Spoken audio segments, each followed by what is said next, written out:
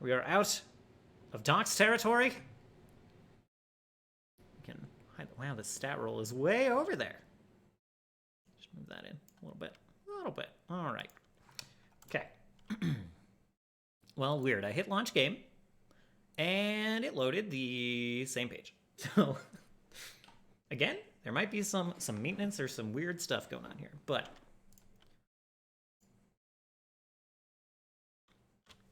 okay.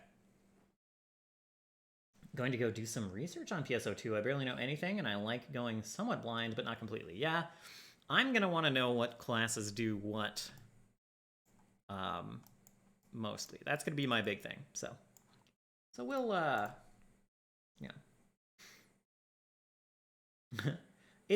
We don't actually need this. It's all for like visual aids. I can help with that, but because it's very confusing. Getting PSO2 to work. Oh. That's okay. If I can't figure it out tonight, it's not the worst thing because I'm kind of my time is a little spoken for the next couple days, like I said. So, what psychic class? Is that a class in Phantasy Star? I don't know. could be interested potentially, maybe. I don't know. So let's see. Visual aids. Well, I mean, I like having something for people to look at here, you know. With or no. All right, let's where were we? So the big this is a long time ago, like almost a month ago now, was the big session where the party returned with the head of Salamander, and they know that if they have a quest item to turn in, right? If they turn in this quest item, one of them gets to be the Emperor of Eden and the surrounding territories. So that's where we left the party off. There was a big hour-long extension to that night where people were talking about what to do, who to put in as the Emperor, how the campaign was going to look, all sorts of stuff. It was meandering and very nice. You know, it's my favorite part of tabletop role-playing games is like listening to people try to make decisions. And so like an extra hour of that was very nice. It was very nice. Anytime I can make my players think about that stuff is thumbs up. I wish I could do it more often, but Speech Lady should do it. The party, including Speech Lady, all kind of disagree. She's smart and cool, yeah, but she's like, I don't really want to be stuck on the throne ruling Eden. I don't really. Sounds good, Aki. Thank you for that. I will check that out. Yeah, I will pop that in a new tab and I will launch it when I'm done here. So yeah, Eve wasn't super into it. Eve mostly just wants to get back at the council and doesn't really want to like rule. Doesn't want that responsibility. So yeah, it left on kind of like everyone said probably it's going to be Sonus or not Sonus, Solace. Sorry, jeez, I usually don't do that. It's been a month though. I'm gonna blame my players for making me wait a month to play for getting the names wrong. So said Solace will probably be the Emperor, and that's kind of where we ended it. Last time, I like to do on occasion some cold opens more than I actually do them. Like I've had more ideas for cold opens than I've done cold opens. I guess it's not a cold open if I ask for the recap first. Whatever. Openings, you know? But I hold back a little bit. This time I wanted to throw one in there. Wanted to give one of the players something extra. I wanted to fuck with one of the players. I like to do that on occasion. So we opened on Ludwig, walking through the streets of Eden. I said, the party is behind you, but I made it clear, like, we're going to focus on you. They're present, but not, like, they don't actually have agency. It's kind of what I laid down. I knew that it was a dream sequence. I think I made it clear pretty fast. I think they caught on that it was a dream sequence pretty fast. So Ludwig noticed, I said, like, you hear you think you hear someone say her name, and you start to look around, and then you see this fortune teller like waving at you. He says, "Hello, my goblin friend. Come, get your fortune told." Um, and Ludwig acquiesced and said, "Sure, yeah, I would enjoy getting my fortune told." He walked over. Um, always a bad decision, of course. But he walked over and he sat down in front of the fortune teller. And the fortune teller started doing his thing. He's like, "Yes, great, perfect." And he starts shuffling the cards. I had like just a notepad around for some of the sound effects of like him shuffling the cards, which was nice. I enjoyed it. I had fun doing it. Just like making the sound of the cards, being bridged together and everything. And then he put them out in an array in front of Ludwig, and he started flipping them over. And they were all coming up blank. Never a bad decision. Okay, well, fair. That is a big spider. He's on the wall over there. We're gonna leave him be. Anyway,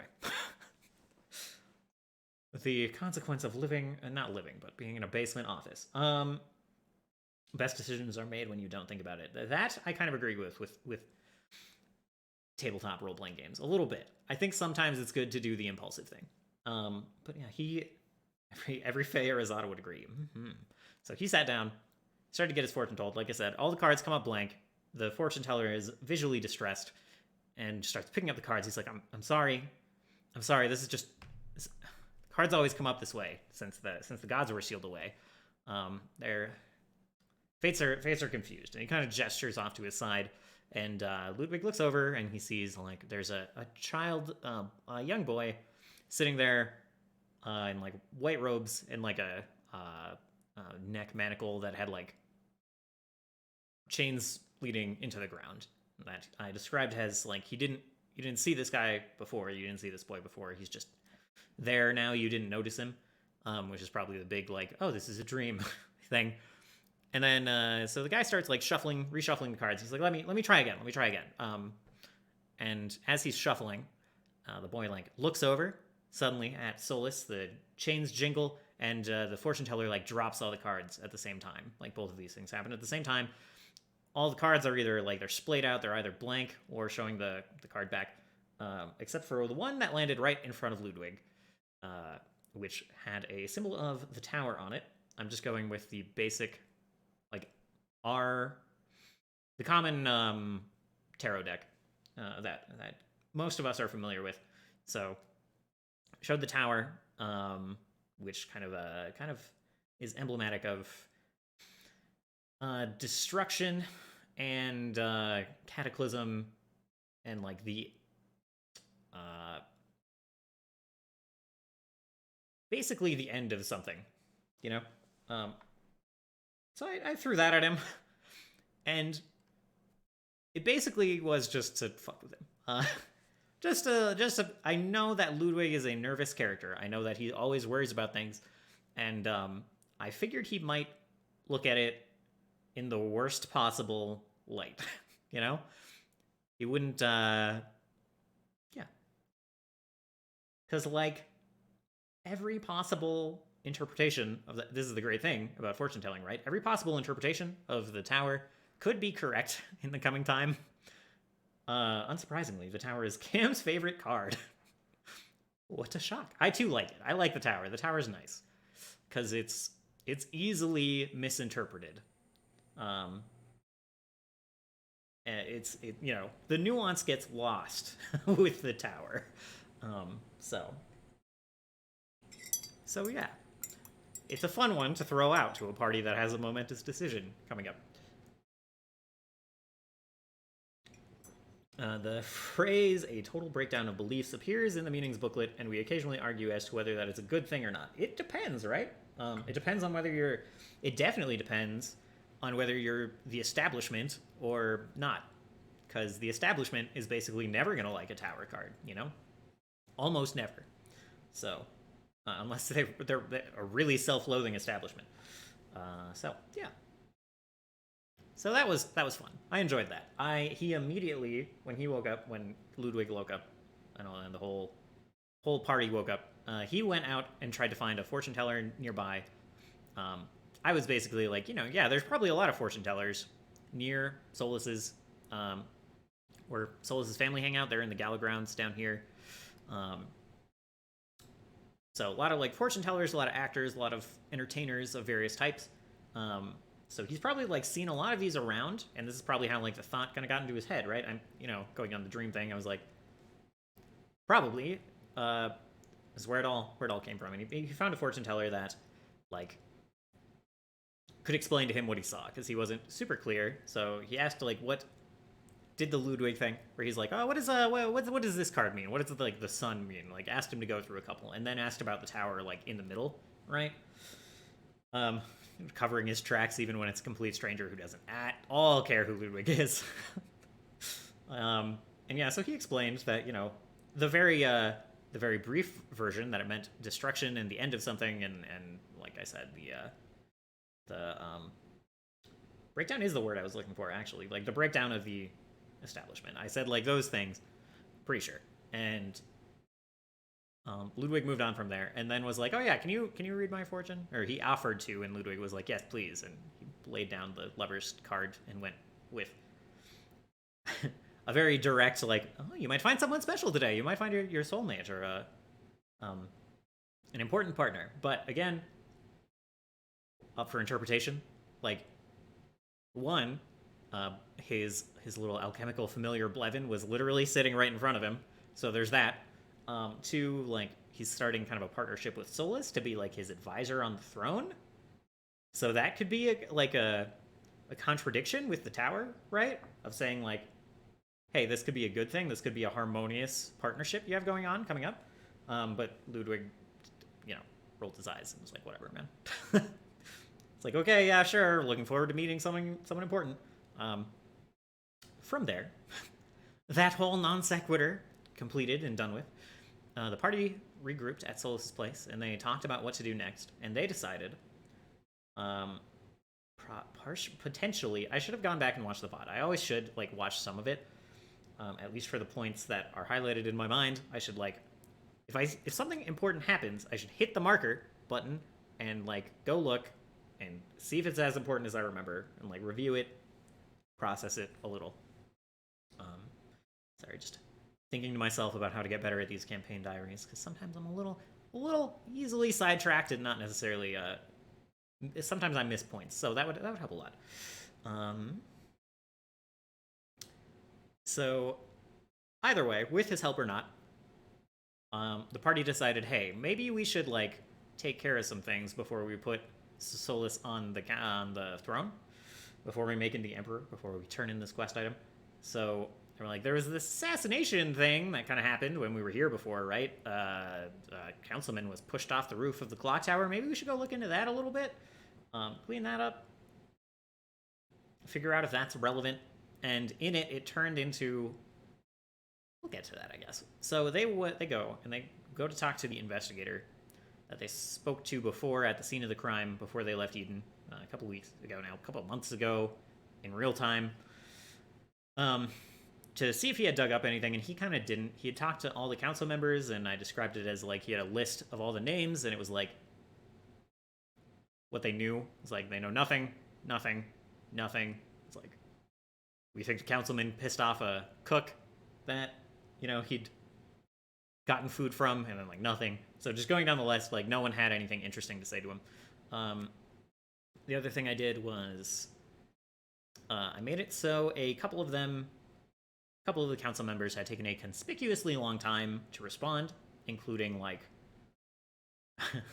a couple of the council members that the party is predisposed to be suspicious of. One is Calvin Etant, someone who has bad blood with Solace, the sorcerer in the party. Another was Eve's dad, who, for narrative reasons, is always under suspicion from Gino and some of the other party members.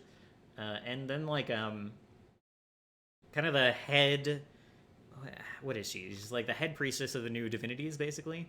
That would be spoilers to open that window. I don't remember her name, though. But, yeah, just some religious figure that they've, like, barely interacted with.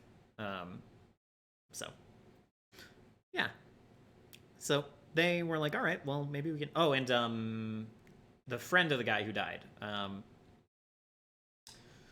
We have it in Discord. That's probably the easiest thing.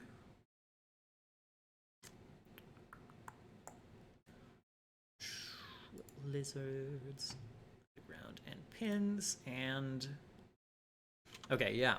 So Casas Libra is the one that died, and Alram Chamble, friend of Casas Libra, member of the banking guild. Something they discovered before was like, hey, Casas Libra died in this bank. Like, it was a favor to him from Chamble that he could like go into these places, go into the big bank, the big tower in Clocktown, and like just hang out, bring like dates, bring friends.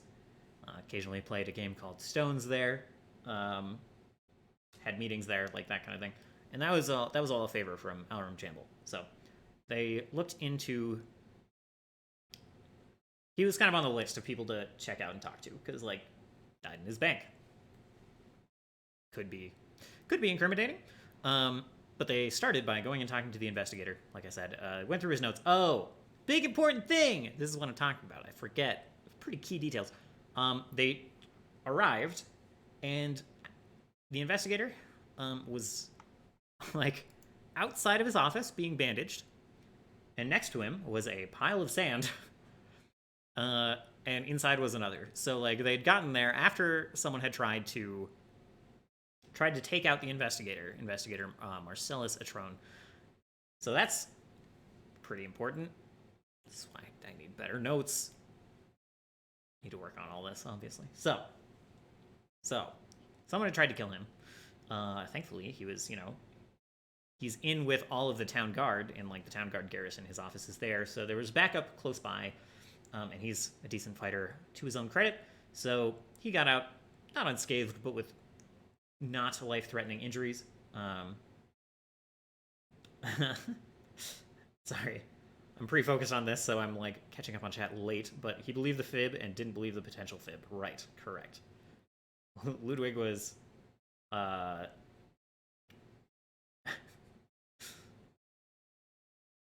he was being suspicious of some things and not and like taking other things like at face value, and it was kind of an interesting combination. So yeah, they discovered that this guy had an attempt on his life by these enemies that have been popping up for them pretty, not consistently, but repeatedly anyway, like a couple of times. Tried to kill them on the road back. Tried to kill, oh god, the guy from Lunderkirk. I don't. Wow, I can't remember his name. Anyway, the ambassador from Lunderkirk from session 1 that no one has like maybe I think the audience has seen him on screen like once, like one time. So first session these guys showed up. It's been a through line that's been like dropped a couple of times and then brought back in.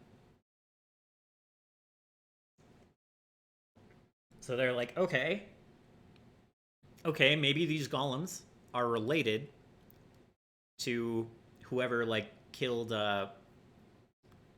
who killed Casas Libra. Like maybe they're the same person. That's kind of where they jumped to first. So like this clue they had from last session that I talked about of like they saw the brown eyes of whoever was controlling the golems, the sand golems, when they fought them. They took that as a clue. It is technically a piece of personal information about whoever is controlling them, and they started asking if everyone has like brown eyes, going the very direct route. And so I've been like rolling for eyes the whole time. That's been interesting. Yeah, like none of them have been coming up brown. I'm curious to see what happens when they do run into someone with brown eyes. I don't know. Maybe they'll just slit their throat on the spot. But yeah, so they're putting these dots together, and yeah, so they got that other information from the investigator. They went to. They're like, I know who we should talk to. Talk to the leader of the Green Stags, the leader of the town guard. They might be guilty. Kind of started on this thing of like, who do we know that's important? Let's go talk to them. And so they went and they talked to her, which I'm just like not remembering names well today. Let me just move these notes. I'm trying to move these notes off to the side so I can review them without like pulling up spoilers. Antonia Baird, commander of the Green Stags. They went to talk to her, and they were like, "What do you know? How do we know you're not the one?" And she was like, "Do you have any leads that suggest that I am?" Kind of went on this conversation of like, have you talked to the bread maker across the street, the guy selling food down the way? Like, if you're gonna rule people out one by one, you're gonna be here a while. Like, what evidence do you have that suggests me? And the party was like, okay, that's a good point. And basically left her alone. And she threw some shade about like adventurers have their uses. I'm not surprised that maybe they're not the best investigators. I don't have any training in that. So that happened. Then they're like, okay, well, we have this list, right? This list of council members. It took them a while to talk to some. So like some of them didn't get back to the investigator right away. Let's go talk to them first. So they were like, let's work down the line. One of them was, like I said, Alarum Chamble, the head of the banking guild. He had been out of town when his friend died.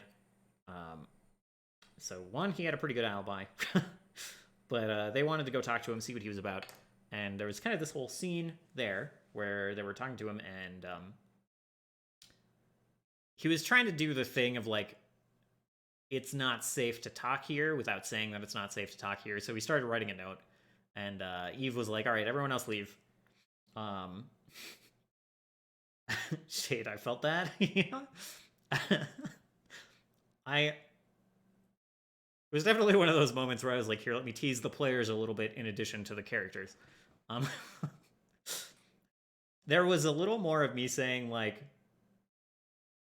okay, have some reason for like who you're gonna go talk to. And they followed that, but yeah. So Eve was left alone in the room with Alarum Chamble, councilman, and I think a lot of the people in the party were like, he might just be dead after this. We might just have another dead councilman we have to deal with. But they're like, we're gonna let Eve handle it. Eve's good at coercing people and getting information out of people, good at telling when people are lying. Maybe this will go well. So yeah. And he just kept writing a note. She kept asking, like, so you know his secrets. Tell me about them. He was like, I think they would only be harmful to you here. I can't reveal them here. And like finish writing this note. And like, I don't know, there's kind of a funny moment where Eve said once, he started to write like idiot at the top of the note. Eve said one smart thing and he like crossed it off a couple of times with a grin on his face. And then Eve said a really dumb thing. Like walked up and like put her hand on the note and was like, stop writing and talk to me. And he like looked up and said like, unhand me or something. I don't remember exactly what he said, but he's like circled the note, circled the idiot again, and then tore it out and handed it to her. And there was like some, basically some, she read the note, understood what was happening at that point. And then there was some like code talk of like figuring out when to meet and where to meet and when, related to bringing some wine, which didn't actually get purchased, which was unfortunate. But yeah, so they figured out that they were going to meet at the clock tower around like midnight or something, which was a long way away. And then, yeah, so party had some time to kill. They didn't, let's see, what did they do? They like talked... Okay, they talked to the Golemancer that Ludwig had talked to before. They have a kind of like a broken synthetic thing that this like Golemancer basically said like, hey, if you bring me the right ore, we can fix it, or if you bring me a ton of gold, we can fix it. And so that Ludwig went back to talk to him and was like, hey, golems that can be like controlled, and there's like a command word to control them, whatever. Is there a way to like track that back to whoever's controlling it? And the guy was like, it's not really my thing. Like, maybe you can figure out who owns it, but like, I don't know. Not a mage. And then Ludwig was like, oh, well, do you know any mages that might be able to help? And he was like, no. No, we don't. And Ludwig was like, okay, great. That's fine. Bye. and they left. They went to then the Arcane. There's like an Arcane Academy in Eden. Kind of talked their way in, found someone to help them.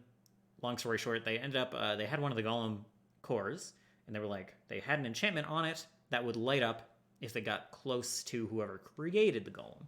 Not necessarily whoever's controlling the golem, but whoever created them.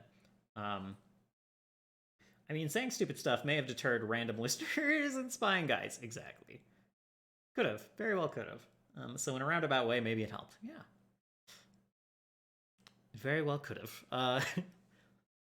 Led them off the trail. So yeah, they had this Skull and Core. That's kind of how they spent their afternoon. They didn't actually get it that day. They were like, it was going to take like a while, and so it was going to cost 100 gold, and the person who was helping them was like, pick it up tomorrow, you know? So Solace was like, great, I'll send a runner, no problem. He'll have an emblem of my house. So that happened. And then they headed off to the meeting point, which again, clock tower, midnight, and they kind of, oops. Maybe I'll need that. Maybe, I don't know. So they arrived and they were like, all right, let's figure out safe places for everyone to be, to look in, make sure nothing untoward's going on. So it was like Ludwig and Solace were right outside, while Blevin flew around. He had gotten wings recently as an alchemical familiar, flew around the clock tower and was basically on alert. If he like saw anything happening, saw any fighting, I think was the trigger, then he would come down, tell Ludwig, and then Solace was going to fly them both up there, and they were going to assist. Solace, meanwhile, like just picked a roof nearby, climbed up on top, and was able to see in and make sure nothing was happening. So, and then Eve went in, talked to the guy. There was a lot of information that happened. So what were the key things she discovered? It was a long exchange. She discovered that Councilor Libra, again, the dead councilman, was kind of under the thumb of Opulus Ducius, the head of the army, basically, the head of the River Legion for Eden. And this guy had coerced Councilor Libra into voting his way, like a lot of times in the last year, starting soon after Adam had died. Starting with a very important vote, and Eve was like, "What vote?" Started to kind of try to get more information about that. Eve has a personal stake in the situation around the Emperor's death. She knows that it was an assassination. Most people in Eden don't, and the council hasn't said anything about it. So I don't remember exactly what Eve asked, but Eve found out that the council had voted 5 to question mark. There's 10 people on the council. 5 to question mark to hide that the emperor had been killed and just say that he died of natural causes. So that leaves 5 who voted to hide it, 5 who they don't know. Not all of them voted against it, because otherwise, like, that would have been a tie, right? So the people who voted for it were... It was in the chat. People who voted for it were Eve's dad, Councilor Libra, Opulus Ducius, Flavian Senecio, the head of the Imperial Guard, basically, and what's his name? Calvin Etan. Yeah, so. And that was kind of the first vote where, Shamble was like, for a while, Libra started to seem worried, seemed different, and I thought he was just affected by the Emperor's death, like we all were, but then, this kept happening, where he kept, after votes, he would be worried and concerned, and I got out of him that Opulus Ducius was, like, kind of pressuring him into voting certain ways, and so that's been happening for nearly a year now. 10 months. So, they got that information as well, basically that Opulus Ducius was pressuring this guy, pressuring Libra into voting his way. They also found out that the council knew that the Emperor was killed, which Eve kind of already assumed, and that they voted to conceal it. So Eve had big wow, I'm real mad at my dad feels from that. For like lying to her and voting that way. So like both of those things just pissed Eve off a lot. But that's kind of where we. Oh, that's not where we ended. They went to bed from there. They went back to Solace's place after finding those things out. Um, there's kind of a cute moment where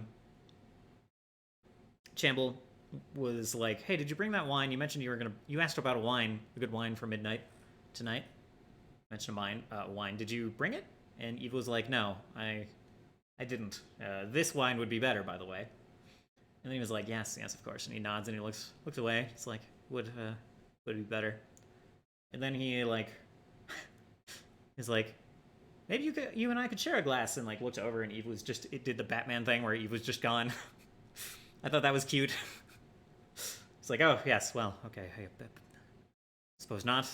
And yeah, they went their separate ways there. As poor Chamble was looking for a friend and wasn't gonna find it in Eve. But so they went. The party went back to Solace's place. They're like, okay, let's head to the council building. We've got this thing. We're gonna find who in the council is controlling these golems with the core. The core's gonna light up when we get within 20 feet. And that's our next step. So we'll just have meetings with all of these fellows through the day. And they were headed that way. Where we ended was that Eve was holding it, and it started to light up. And Eve looked at it, looked around, rolled a critical success perception check, and spotted, like, just in the crowd, spotted this pair of brown eyes under, like, a cloak and a mask, very, very, like, bundled up, like, bundled staff on his back. Spotted those eyes through the crowd and, like, basically pointed at him and was like, "You! I think you dropped this!" And he turned and darted into an alley. And that is where we ended the session, with the party getting ready to chase down this guy who, and like the orb glowed, it faded as the guy got out of 20 feet. And yeah, so that's where we ended, getting ready for a chase scene. And the party, I think, enjoyed that ending. So yeah, what went well? I think that the opening with Ludwig had the intended effect of like making Ludwig's character nervous and giving Nathan stuff to play with, stuff to think about. I think he enjoyed that. I don't know if the rest of the party did. I don't know if the rest of the party cared, but I think Nathan did, so that's good enough. I think it was a roll light session. There wasn't a ton of rolling. There was some convincing of people, some perception checks, some figuring things out, but they were still like moving towards a goal. It was not, there wasn't much downtime. There was a lot of moving towards stuff, so I think the players didn't mind too much. Gino's the only one I'm really worried about that. Eve is the only one. Eve is like, goal, exactly. That was a very cognizant moment of progress. So Eve likes to engage the most with the mechanics of the game, and feels like every session there should be dice rolled, and I generally agree. I don't always like deliver that super well, but I think like this kind of investigation where you're actively gathering information, where you're making progress the whole time, I think that works for Gino. I think that does the trick. He didn't seem annoyed or bored with any of it.